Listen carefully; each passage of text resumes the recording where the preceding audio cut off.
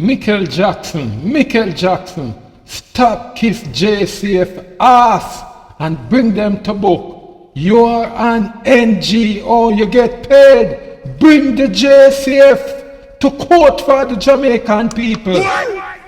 Stop Kiss JCF ass. Bring them to book. Bring them People, to the courts. welcome back Bring to them the to TV. the courts for the Yeah, Jamaican people. I don't know You how are Indicom, an NGO. JFJ, You are and the an JCF NGO. are work it out. You are an Because the NGO. Jamaica Constabulary Bring them Force, to the the police courts. force of Bring Jamaica, them to the is courts. doubling Bring them down to court. that them have to Bring them kill to out court. every Bring youth them in a to the Jamaica. court. Yeah. Bring And them it's just to one court. report them have. One report. They were fired on because a man point gun at them. That is the report. A man point gun at them and then return the fire. That is the report. But it is also said that police are going to people yard all early morning, all 2 o'clock a morning, 3 o'clock a morning, 4 o'clock a morning. Mass up. What can go so? But the Indicom, yes, the Indicom boss, Hugh Faulkner, have said that he had over and over tell the JCF the only way they can put themselves at a understanding with the Jamaican people is to wear body-worn camera. But the upper echelon of the police force said them a double down and them now wear no body-worn camera. Yes, the security minister, Chang, all him do is just sleep and yarn and snore in a parliament. And the new commissioner, him coming like him is a modern Hitler. Yes, but people, JFJ, and make them know, say, it is undemocratically, yes, it is undemocratically for a police force to go around slaughtering young men like that. Yes, 230 young men, and the year not done yet. Yes, people of Jamaica, una go stand up and just look at this, just a go on so. People, sooner or later, it a go come a phone door and knock. Me I want to know, but some people would have said the police them a kill out the bad man them, but and I saw it go all the while. You know see what go on 2 weeks ago. Yes, 2 weeks ago, 23 police going to one little boy house. Yes, and slaughter the little boy, pop down all him internet wire. Yes, but lo and behold, yes, camera was inside the house recording, and him never know, them never know. So all 23 of them were taking our frontline duty. Yes, the police force have nothing to say about that. The only thing them say are the wrong house them go. The wrong house them say them go. Yes, them say them go at the wrong house after them going to people house and kill off the young man. Them are going to say the operation gone wrong. What can go so? When we have a security minister just snoring and yarning in a parliament every day him just asleep, sleep, just asleep, just a snore down God's house, and just a yarn down God's house, junking security minister, sleeping and junking on the job. But people of Jamaica, are you going to stand up like a sitting duck and wait until it happens to you? People of Jamaica, I am warning you. I am warning you.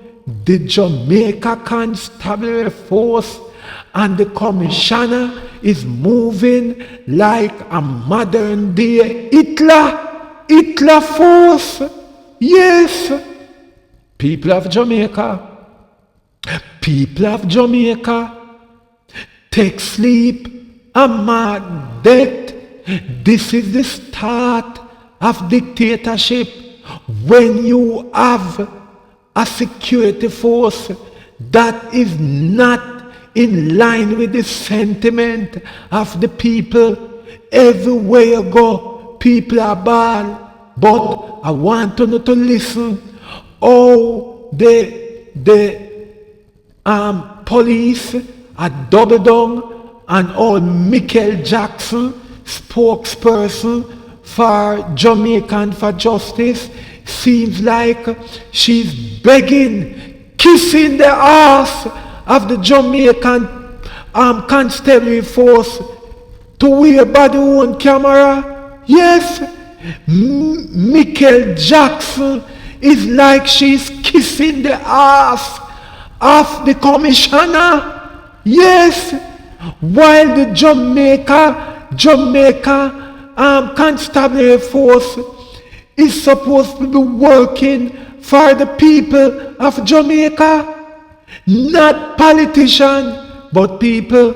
Listen carefully to Michael Jackson.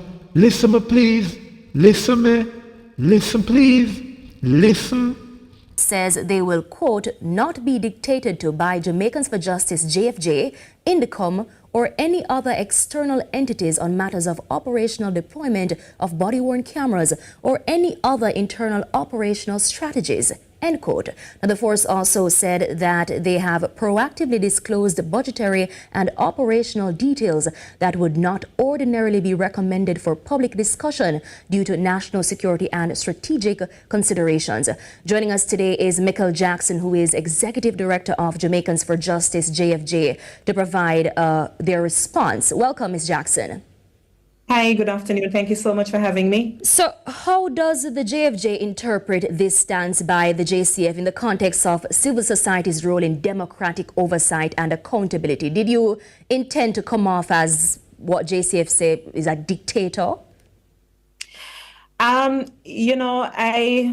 intention is very clear. And I won't try to put any meaning to what the JCF has put out, but I'm quite happy how you frame that question, that civil society organizations and other institutions by the state are important for accountability. Now, if we look at the role of Indicom was established to provide that independent oversight of the Jamaica Constabulary Force, and they're doing their exact role. Jamaicans for Justice, we are a part of citizenry, wherein every single citizen of this country, you have a right in a democratic country to make your concerns known.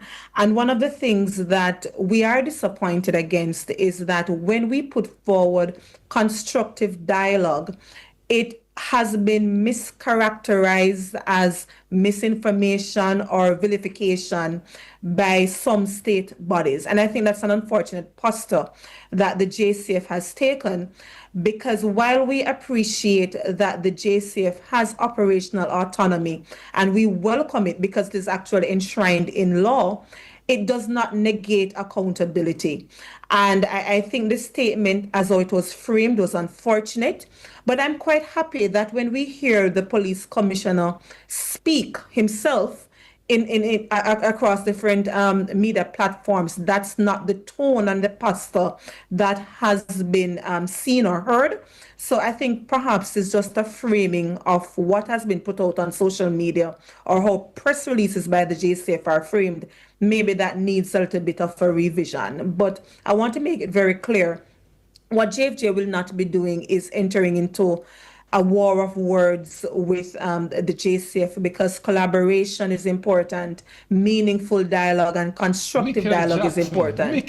But it's important that JFJ also puts our position known that nothing in our statement that we have made to the public misinforms or is running contrary to what the JCF has said. In fact, if you read our petition, we went to great lengths to ensure that we also frame the data that we have put in our petition in terms of the rate of police killings.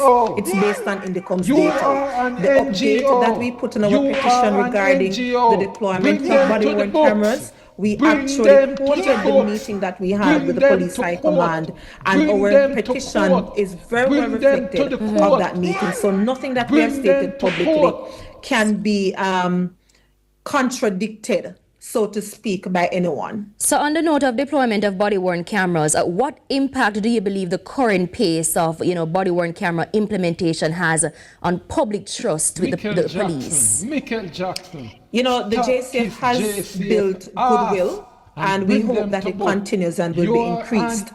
But when you have police vehicle shootings reaching 230 as at September. Stop Kiss JCF ass. Bring them to book. Bring them to the courts. Bring them to the courts for the Jamaican people. You are an NGO. You are an NGO. You are an NGO. Bring them to the books. Bring them to the books. Bring them to court. Bring them to court. Bring them to the court. Bring them to court.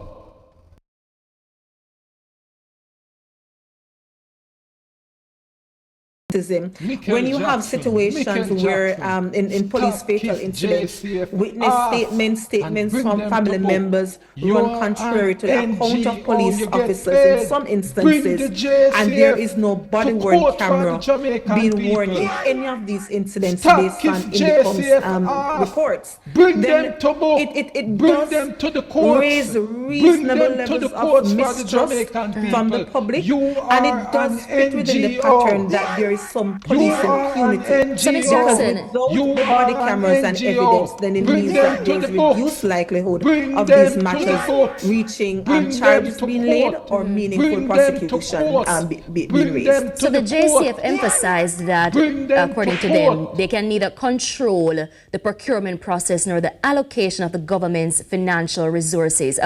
Does JFJ accept this as a valid reason for the slow rollout?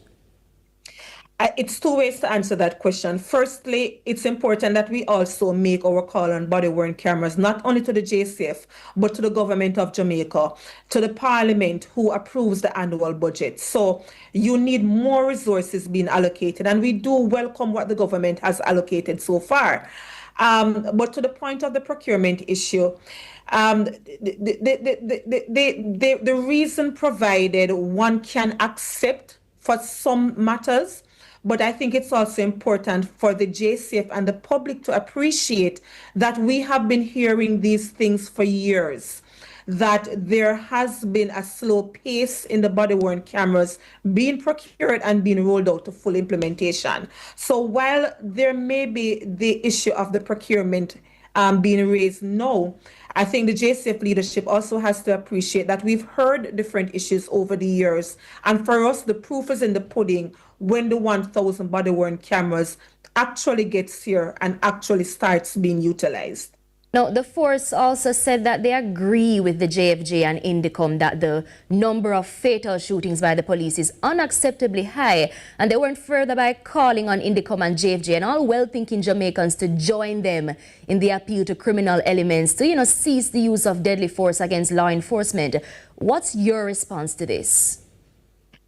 I think when such a call is being made that a human rights organization, and especially an independent organization such as Indicom, should somehow be out there appealing to criminals, I think that's